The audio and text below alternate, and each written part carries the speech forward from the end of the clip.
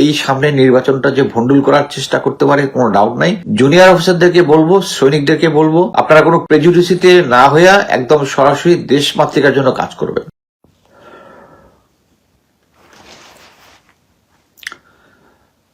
আসসালামু আলাইকুম। অ্যাকচুয়ালি একটা শর্ট ভিডিও মাথার মধ্যে ঘুরতেছিল বর্তমান রাজনৈতিক পরিস্থিতি নিয়ে। অ্যাকচুয়ালি পরিস্থিতিটা খুব ভোলাটাইল ইন এ সেন্স যে এখন সবাই ইলেকশন কমিশনের দিকে আমরা তাকিয়ে আছি, কিন্তু ইলেকশন কমিশন অ্যাকচুয়ালি আমি বলবো যে একটা কনফিউজ স্টেটে আছে। তারা মেইনলি দুইটা ইস্যু নিয়ে ঠিক আমি বলবো হ্যান্ডেল করতে পারতেছে না। যেটা হচ্ছে নর্মালি অ্যাডমিশন চালাইতে হলে একটু হার্শ হইতে হয়। এখন আমার কাছে মনে হচ্ছে ইলেকশন কমিশন যাদের এই যে বর্তমানে দুইটা ইস্যু, একটা হচ্ছে ঋণ খেলাপি ইস্যু আর একটা হচ্ছে দ্বৈত নাগরিকত্ব ইস্যু।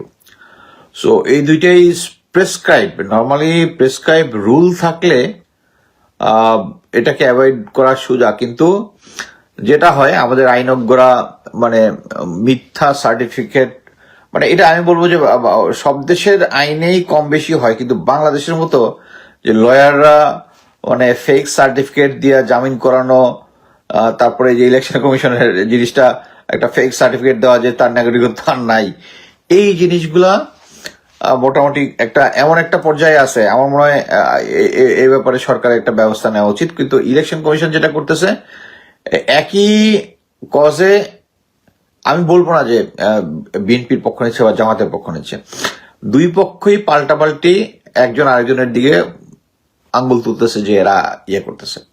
সো এই পলিটিক্যাল ক্রাইসিসটা নিয়ে অ্যাকচুয়ালি আমি এখন পর্যন্ত মনে করি না কথা বলার কিছু আছে। এই যে বিএনপি যে ইয়া দিয়েছে যে পোস্টাল ব্যালট, যেটা আমি মনে করি না পোস্টাল ব্যালট যেটা, এটা যদি করেও থাকে মানে ইচ্ছাপূর্বক, এই যে যেটা দেওয়া গেছে যে মিডল ইস্টে বিভিন্ন জায়গাতে বাল্ক পাওয়া গেছে, বাট এটা পরবর্তীতে দেখা গেলো যে তারা যেহেতু একটা ক্যাম্পের মধ্যে থাকে এই জন্য বাল্ক ওই জায়গায় দেওয়া।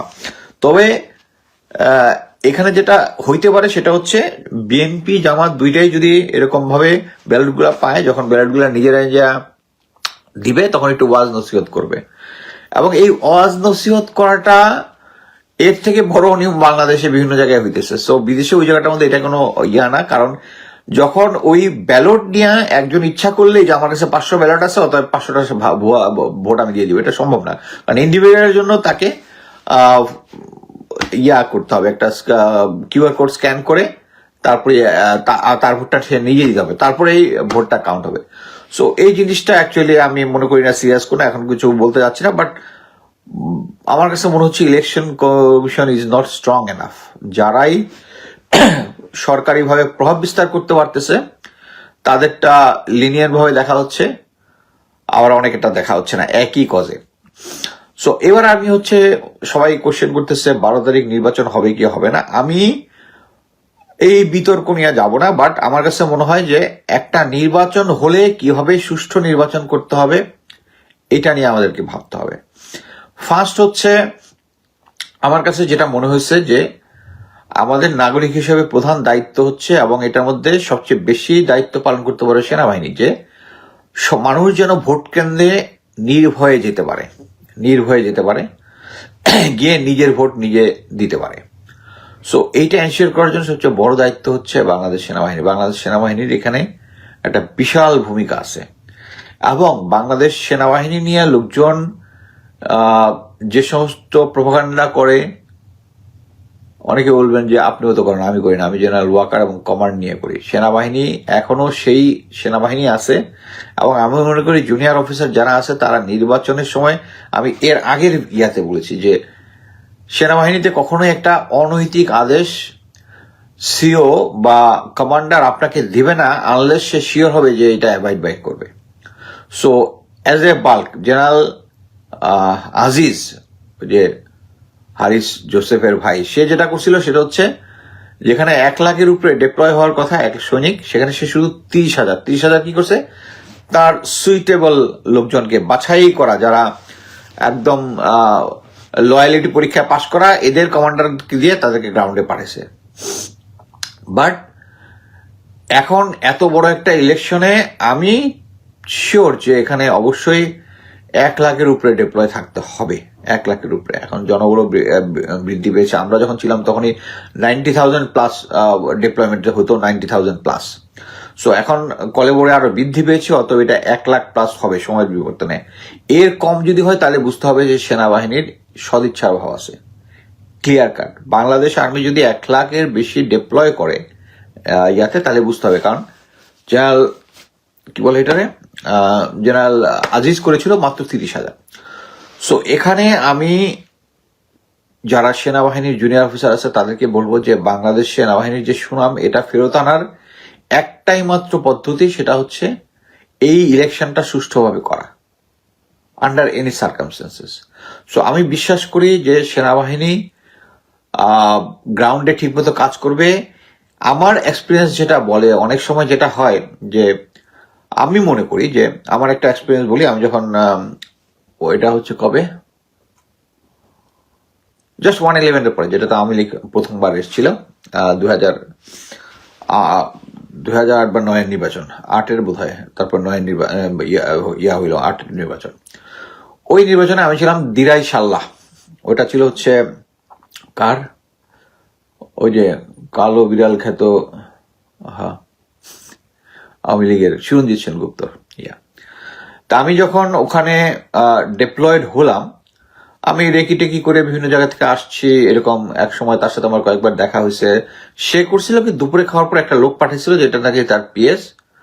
সে ভাবছে যে আমি যেহেতু এখন মোটামুটি বোঝা যাচ্ছে যে আওয়ামী লীগ আসবে, সো আমি সঞ্জিত সেনগুপ্তের সাথে একটা খাতির করলে একটু সুবিধা হবে, সো পাঠাইছে। আমি তো প্রথমে ধরলাম যে আপনি যখন আমার সৈনিককে পরিচয় দিচ্ছেন, আপনি তো ভুল পরিচয় দিচ্ছেন, এখানে আসছেন কি জন্য? আপনার সাথে তো আমি একা কথা বলবো না, আপনি যান নাসিরউদ্দিন চৌধুরী, বোধ হয় নাসিরউদ্দিন চৌধুরী, অপোজিট যে ইয়া ছিল নাসিরউদ্দিন, সম্ভবত নাসিরউদ্দিন নাম, বিএনপির। আমি তাকে, তাদের পিএস সহ দুজনে একসাথে আসেন। পরবর্তীতে নাসিরউদ্দিন উনি নিজে আমাকে ফোন করছিলেন।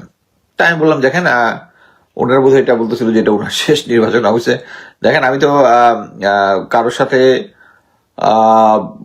ইয়া করবো না, আমি একটা নিরপেক্ষ নির্বাচন করবো। আপনি যেটা করতে পারেন সেটা হচ্ছে, আপনি যদি কোথাও খবর পান যে ওইখানে আওয়ামী লীগের লোকজন কিছু করতেছে, ওইটা করতে পারেন। সেম জিনিসটা আমি আওয়ামী লীগের যে রিপ্রেজেন্টেটিভ তাকে বলছি যে আপনারা যদি শুনতে পান বিএনপি কোথাও করতেছে, আমাকে বলবেন, আমি সাজাতে।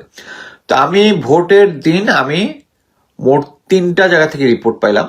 একবার নাসিরউদ্দিন নিজে আমাকে ফোন করেছিল, ওইটা একদম যে কেন্দ্রটা বলছে ওটা আমার কাছেই ছিল, আমি সাথে সাথে যাওয়ার পরেই সব ক্লিয়ার হয়ে গেছে। বাকি একটাতে আমি পরবর্তীতে গেছি, গিয়ে নর্মাল হয়ে গেছে।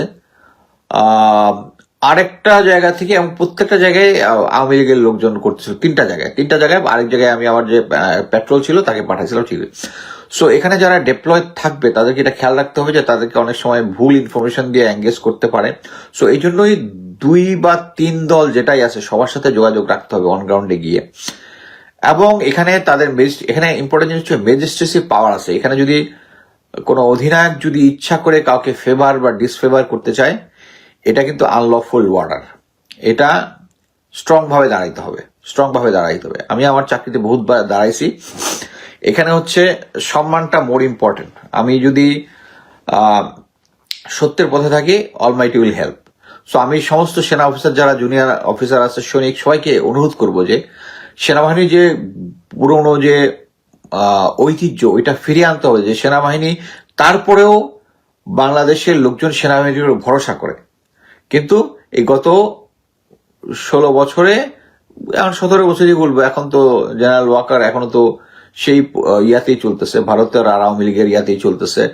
এবং উনি এটাতে বাংলাদেশ সেনাবাহিনীর যারা আছে চাকরিরত, তারা ভালোই জিনিসটা বুঝবে যে মেজর সাদেককে 198 দিন অ্যাবসেন্ট থেকে তাকে যখন আওয়ামী সন্ত্রাসীদেরকে ঢাকা শহরে প্রশিক্ষণ দিয়েছে, এটা জেনারেল ওয়াকারের না জানার কিছু নাই। এবং এইটাই হচ্ছে একটা বেঞ্চ মার্ক। এখানে বুঝতে পারেন, এইটার পরেই যে জেনারেল ওয়াকার আওয়ামী লীগ এবং ইন্ডিয়ার সাথে কাজ করতেছে, এটার কোনো ডাউট নাই। He is a traitor. একদম general Waker is a traitor. এই কারণে আওয়ামী লীগ ট্রেনিং দিচ্ছে এবং এটা উনি হতে দিছে। সো এই পরিস্থিতিতে এই সামনের নির্বাচনটা যে ভন্ডুল করার চেষ্টা করতে পারে, কোনো ডাউট নাই। সো জুনিয়র অফিসারদেরকে বলবো, সৈনিকদেরকে বলবো, সবাইকে বলবো যে এটা আমাদের সেনাবাহিনীকে গৌরবোজ্জ্বল যে অতীত, এটা পুনরুদ্ধার করার একটাই আসো। আপনারা কোনো প্রেজুডিসিতে না হইয়া একদম সরাসরি দেশমাতৃকার জন্য কাজ করবেন। আর জনগণের পক্ষ থেকে আমি বলতেছি যে রাজনৈতিক দলগুলো, আমার কাছে যেটা মনে হচ্ছে যে আমি দেখলাম বিএনপি নমিনেশন দিয়েছে প্রায়, এটা একটা ডাটা দেখলাম, 83% সবাই হচ্ছে কোটিপতি। সো যাদের মানি পাওয়ার আছে এবং মাসল পাওয়ার আছে, বিএনপি শুধু তাদেরকে দিছে, আমি দেখছি। জামাতে ইসলাম, এটা নিয়ে আমার বিশাল ডিটেল স্টাডি নাই, বাট আমার কাছে মনে হয়েছে যে তাদের মানির থেকে হচ্ছে তাদের যেহেতু ক্যাডার বেসড। সো আমি মনে করি যে সেনাবাহিনী যেরকম গ্রাউন্ডে থাকবে এবং এই রাজনৈতিক দলগুলোকে এবং নাগরিকদেরকে প্রতিটা উপজেলা লেভেলে তাদেরকে একজোট হইতে হবে যে কোথাও যদি কোনো এরকম এই যে গত 3টা নির্বাচনের মতো আগের থেকে ভোট করা এবং সরকারি কর্মকর্তা কর্মচারী যারা ভোটে থাকেন আগের রাতে ভোট ঢুকায় রাখা বা করা, এইবার যদি করেন আপনারা কিন্তু মানুষের গণপিটুনি খেয়ে মারা যাবেন, জাস্ট গণপিটুনি খেয়ে মারা যাবেন। লোকজন বাংলাদেশকে এত কিছু, এই যে হাদি হত্যা হলো, হাদি হত্যার পরে হাদির এত জনপ্রিয়তা কেন হলো, আমি মনে করলাম যে সে শুধু আমাদের যে রাজনৈতিক মানে নির্বাচনের যে ট্রেন্ড, যেটা ওটা একটা সিস্টেমকে সে চ্যালেঞ্জ করেছিল। সে মানুষের কাছে যাওয়া শুরু করতেছিল কোনো টাকা পয়সার উপর ভর করে না। দেখেন, লোকজন টাকা পয়সা নিবে ঠিকই, কিন্তু মানুষের হৃদয় জয় করবে হচ্ছে যে মানুষের কাছে যাবে। সো হাদি ওই কাজটা করেছিল। এবং আপনারা এখন ভালো মতো জানেন, আমি গতকালকে একটা হাদির ভাইয়ের একটা ভিডিও করেছি, ওটা দেখলে আপনারা ক্লিয়ারলি বুঝতে পারবেন যে এটার সাথে এই খুনের সাথে সরাসরি আমাদের সংস্থা, আইন শৃঙ্খলা বাহিনী, গোয়েন্দা সংস্থা, এরা এটার সাথে জড়িত এবং তারা কিভাবে কাভার করেছে এবং তাকে দেশ থেকে পালিয়ে যেতে সাহায্য করেছে, অথবা সে হয়তো দেশের ভিতরে আছে, আমরা এজুম করি সে দেশের ভিতরে আছে। সো এবং তাকে সরাই দেওয়ার জন্য তারা কি করতেছে, তাকে একটা ভাইকে মানে লন্ডনে পাঠিয়ে দিচ্ছে, ওখানে এম্বাসিতে চাকরি দিয়ে। এটা কারণ কি, সে হচ্ছে প্রাইম উইটনেস এই কারণে। এবং তাকে পুলিশের তরফ থেকে, আদালত থেকে যেভাবে তাকে করা হয়েছে, মানে তাকে ডিজাউন করা হয়েছে, বিভিন্ন জায়গায় তাকে হয়রানি করা হয়েছে, এটা ক্লিয়ারলি বোঝা যাচ্ছে যে এটা কোথাও না কোথাও এটার হাত আছে। এবং আপনি দেখেন, এটা কিন্তু সেই আওয়ামী লীগের সিস্টেম। 57 জন অফিসার যখন নিহত হয়েছিল, ওই 57 জন অফিসারের ওয়াইফদেরকে করছিল, তাদেরকে মুখ বন্ধ করা হয়েছিল কিন্তু। এবং একটা ছোট্ট সেগমেন্ট, যেটা ক্যাপ্টেন তানভীরের ওয়াইফ, মেজর তানভীরের ওয়াইফ, এই অংশটা যারা শুনে নাই তাদেরকে কিন্তু নিগৃহীত করছে সেনাবাহিনী। এবং সেম জিনিস হচ্ছে যে তাকে একটা পুরস্কার দিয়ে সরাই দেয়া। সো আমি মনে করি যে সামনের নির্বাচনটা বাংলাদেশের জন্য একটা চ্যালেঞ্জ। ভারত, আওয়ামী লীগ তারা চেষ্টা করবে যে এই নির্বাচনটাকে প্রস্তাবিত করতে। এটার মধ্যে আমি একটা জিনিস খুব অবাক হলাম যে আমাদের স্বরাষ্ট্রমন্ত্রী বলতেছে যে থানা থেকে যে সমস্ত অস্ত্র লুটপাট হয়েছে এগুলার ব্যবহার করার চান্স নাই, উনি গ্যারান্টি দিচ্ছে। উনি কিভাবে গ্যারান্টি দেয়? তাহলে আমরা ধরে নেব যারা মক করবে তারা আপনার সাথে কানেক্টেড। হ্যাঁ, এটা হিসেবে বলছে যে বর্ডার গুলো এমন ভাবে সিল করা আছে, ওখান থেকে অবৈধ অস্ত্র আসতে পারবে না। সে এই অস্ত্রগুলো যে সব ভারতে চলে গেছে, ওই সময় আসবে, এটা আপনি শিওর কিভাবে? এটা তো আপনি শিওর কিভাবে? আপনি কি এত ইনফরমেশন জানেন? সো এইটাই বয়ানটা হচ্ছে, আপনি এখন বলতেছেন বর্ডার সিল হয়ে গেছে, কিন্তু হাদির হত্যাকারী বর্ডার ক্রস করে এদিক থেকে চলে যেতে পারছে, ওইটা আপনি এনশিওর করতে পারেন না। আপনি অস্ত্রটা কেমনে করবেন? জাহাঙ্গীর স্যার, আপনি মানে you are becoming you funny day by day, এই জিনিসটা। সো সামনে একটাই, আমাদেরকে এই নির্বাচনটা সঠিক করতে হবে। এটার জন্য শুধু সেনাবাহিনীর উপর নির্ভর করলে হবে না, আমাদের প্রতিটা জনগণকে দাঁড়াইতে হবে। যে এলাকায় ভোট রিগিং করার চেষ্টা করবে, যে আমি অ্যাকচুয়ালি আস্ফালন যা দেখতেছি সমস্ত বিএনপির নেতা কর্মীদেরকেই দেখতেছি, আমার ওয়ালে বেশ কয়েকটা আছে, যে আপনারা বিএনপিকে নিয়ে দিবেন, তার দিয়া তখন আপনাদের মামলাগুলা, এত লাখ লাখ মামলা সব এক সাইনের মধ্যে ঢিসুম করে দিবে না, যে কি একজন একটা বলতেছে। সো এই মাইন্ডসেট থেকে আমাদের বেরিয়ে আসতে হবে। আমি নিজে এনসিপি নিয়ে খুব আশাবাদী ছিলাম, বাট এনসিপি অ্যাকচুয়ালি এখন পর্যন্ত ভালো কিছু করতে পারে নাই। তারপরেও আমি মনে করি এনসিপি সবচেয়ে বেস্ট হইতো যে এনসিপি যদি এই নির্বাচনের পর্যন্ত তারা নিজেরা থেকে প্রিপেয়ার করতো। একটা জিনিস বুঝতে হবে যে সেনাবাহিনীতে আমরা জয়েন করে প্রথমেই জেনারেল হয় নাই কেউ। যারা জেনারেল হয়েছে তারা ট্রেনিং এর আস্তে আস্তে হয়ে একদম ফাইনালে। তো এনসিপি হয়েই প্রথমেই জেনারেল হয়ে যাওয়ার, জেনারেল কি ইভেন একজন মন্ত্রীর ইয়া তো জেনারেল থেকে উপরে। সো প্রথমেই শুরু থেকে যেটা হয়, প্রথমে জেনারেল হয়ে গেলে যেটা হয় আর কি, এটা মানুষের মাইন্ড সেটআপটাকে যেটা করে, যেটা মানে ডিরেইল করে দেয়। তারা ক্ষমতা পাওয়া এবং ক্ষমতাকে ঠিক মতো ব্যবহার করা, এটা হচ্ছে অভিজ্ঞতা। অভিজ্ঞতা আমি একটা ছোট্ট উদাহরণ দিই। আমি জেনারেল ফজলে আলী আকবর, যিনি এখন তারেক রহমানের সিকিউরিটি অ্যাডভাইজার, উনি যখন জিওসি ছিলেন তখন তখন একটা ইউনিটের ইয়া চলতেছিল, একটা সার্জেন্টের ইয়া চলতেছিল, কি বলে চার্জশিট চলতেছিল। সে কি ইয়াটে পড়ছে কোন যে সম্ভবত এক্সট্রা ম্যারিটাল কিছু বা আরো এর সাথে কিছু দুর্নীতিও কিছু ছিল, তাকে তার সিও একদম ইয়া করে দিতে বলছে, কি বলে ডিসমিস করে দিতে বলছে, এবং সেনা আইনে তাই। উনাকে আমি দেখলাম যে উনি লাস্ট মুহূর্তে বলল, আচ্ছা ও কি করে, ওর ফ্যামিলি কি অবস্থা, এই আচ্ছা এখন আমি যদি ওকে চাকরি থেকে বঞ্চিত করি, তাহলে যেটা করবে সে তো গিয়া এমনি এটা চিটিং টিটিং করে, এটা তো আরো দুর্নীতি করবে, ওয়াইফ বাচ্চারা খারাপ অবস্থায় থাকবে না, ও যতই করুক ওরে আমি রিটায়ারমেন্ট বেনিফিট দিলাম। এইটা হচ্ছে একটা জেনারেলের প্রজ্ঞা। এই প্রজ্ঞাটা আমি ক্যাপ্টেন মেজর থাকতে যদি আমি করতাম, এটা হইতো না। এবং লেফটেন্যান্ট কর্নেল সিও কিন্তু রিকমেন্ড করছে তাকে চাকরিচ্যুত করার জন্য। বাট প্রজ্ঞাটা হয় হচ্ছে এই যে জেনারেল যে ডিসিশনটা নিয়েছে, এটা হচ্ছে তার প্রজ্ঞা, যে আমি যদি এখন এই ছেলেটাকে, এই সার্জেন্টটাকে চাকরিচ্যুত করি, তার রিটায়ারমেন্ট বেনিফিট না দিয়ে সে গিয়ে বাড়ি গিয়া করবে, তার ফ্যামিলিটা এফেক্টেড হবে। এটি হচ্ছে প্রজ্ঞা। সো এনসিপির ওই সময়ে এই ক্ষমতায় যাওয়াটা উচিত হয় না, এবং এটা ডেলিভারেটলি তখনকার তখন জেনারেল ওয়াকার এবং মেজর জেনারেল হামিদ যে আছে, এই দুজন যে কাজটা করেছে, এটা খুব খারাপ কাজ করেছে।